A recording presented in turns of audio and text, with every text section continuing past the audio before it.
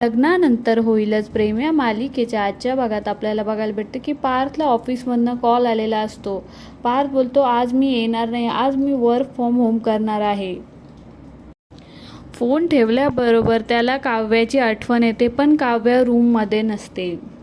तो विचार करत असतो, रूम तर माझी आहे, पण यामध्ये सगळ्या आठवणी काव्याच्या आहेत. आणि 1 मंथ ॲनिव्हर्सरीला त्यांनी काव्याला परफ्यूम दिलेला असतो. तो हातात घेऊन विचार करत असतो. तो विचार करतो की रूम तर माझी आहे, पण या रूमवर आता त्यांचाच अधिकार आहे.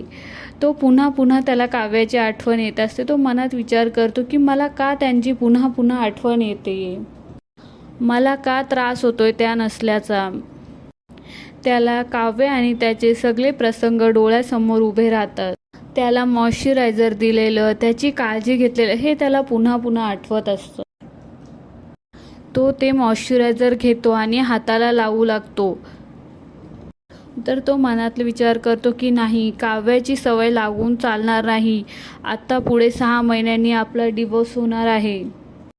आता काव्य घरी नाही आहे. या संधीचा फायदा घेऊन आपल्याला आईला सांगावंच लागेल आपल्या डिवोर्सबद्दल, असा तो विचार करत असतो. या मालिकेच्या नवीन अपडेटसाठी आमच्या चॅनलला लाईक, शेअर आणि सबस्क्राईब करा. धन्यवाद.